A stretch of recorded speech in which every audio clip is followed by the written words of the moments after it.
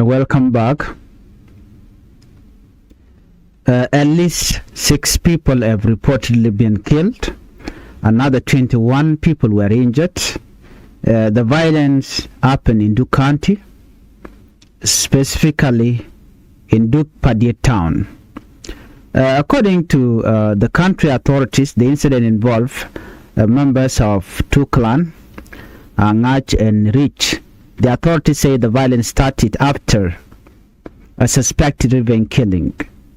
One person was allegedly killed because of a belief that he was connected to an earlier killing.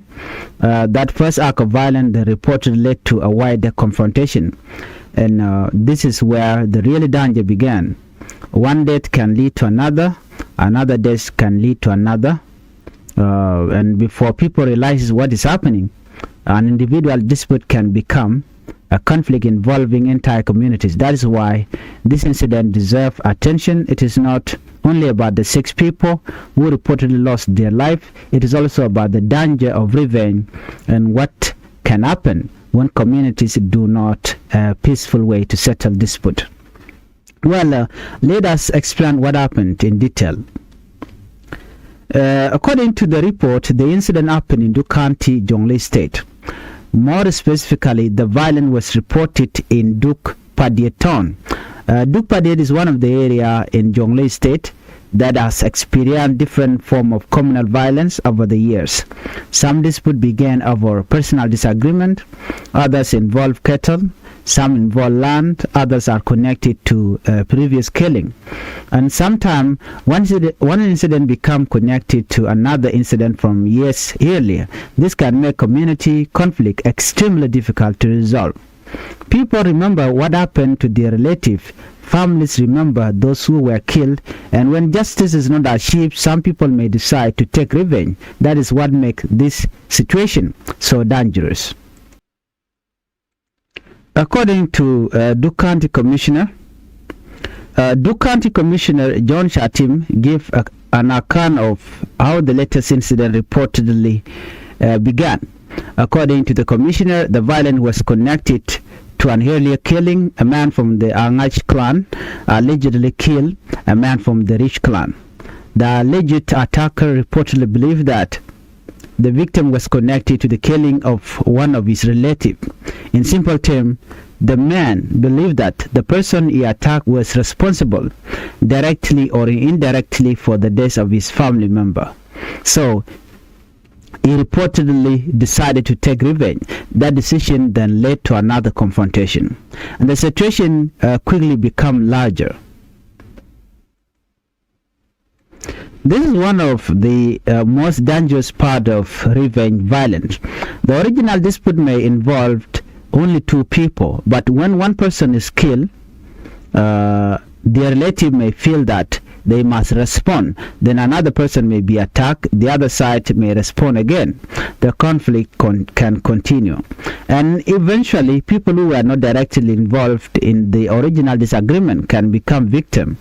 That is why authorities often warn communities against revenge. The person who commits a crime should be dealt with through justice. If people start punishing entire families or communities, innocent people can suffer. According to Commissioner John Shatim, the violence resulted in 6 deaths. 3 people were reportedly killed on one side. They were reportedly killed on the other side. 3 were reportedly killed on the other side, and in addition, 21 people were injured. Those numbers are extremely serious. 6 families are now facing the loss of loved one, and 21 injured people are dealing with the consequences of the violence. But even these numbers do not show the full human cost. There are parents, children, wife and husband. There are brothers and sisters. There are friends. There are communities. Even this affects many people. When we hear that 6 people have died, it can sound like just a number, but it is not just a number. Imagine a mother receiving a message that her son has been killed. Imagine a child waiting for a father who will never come home. Imagine a family preparing for a funeral instead of preparing for the future. Imagine someone who has been injured and may no longer be able to work normally. This is the real cause of communal violence. And the damage does not go. It does not end when the shooting stops. The emotional pain can continue for years. Family may continue to remember the death. Communities may continue to distrust one another. Young people may grow up hearing stories of revenge, and those stories can become the foundation for another conflict in the future. There is another important part of this incident. According to the county commissioner, the two men involved had complicated family connection. The man who was killed reportedly came from Gawer. His mother was from Rich. The man accused of killing him reportedly came from Low. His mother was from Angach. Both men were living in Duk. The commissioner explained that they had become part of the local community. This shows how complicated identity and family relationship can be. A person may have one clan connection through their fathers and another through their mothers. They may live in a community where many different family connections exist. That means violence can affect people who are related to both sides. It also means that clan-based conflict can create division between people who may have lived together peacefully for many years. When people hear the word clan, they may think only about identity. But clan relationship can also involve family, history, land, cattle, marriage, and social connection. When one person is killed, relatives may not see the incident as an isolated crime. They may see it as an attack on their family. The emotional reaction can be powerful. If people believe justice is not coming, they may decide to act themselves. That is when revenge began. And once revenge starts, stopping it become difficult. According to the county authorities, security forces intervened after the violence escalated. Their intervention helped restore calm in Dukpadiet. This is an important development, but restoring calm is only the beginning. The authorities must also work to prevent another incident. A community can become quiet today and still experience violence tomorrow if the underlying dispute is not addressed. That is why authorities need to investigate what happened. They need to identify those responsible according to the law. They need to engage community leaders, and they need to help both sides find a peaceful way forward. Commissioner John Shatim urged the resident to remain. He urged the resident to remain calm. He also warned it against the further act of revenge. This message is especially important now after 6 deaths. Emotions are likely to remain high. People may still be angry. Family may still be grieving. Some people may want to respond to what happened, but another act of revenge would only create another tragedy. The best way forward is to stop the cycle before more people died. This is a point that deserves special attention. Revenge is not the same as justice.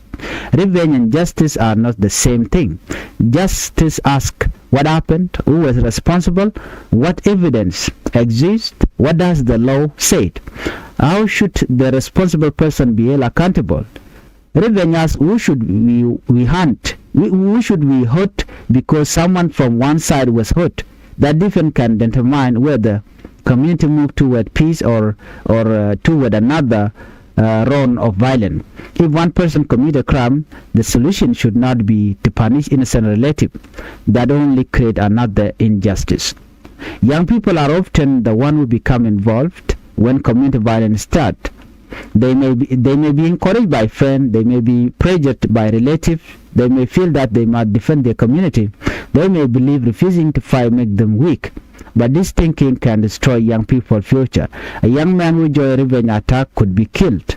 He could be injured, he could be arrested, he could be forced to leave his home, or he could carry the emotional consequences for the rest of his life.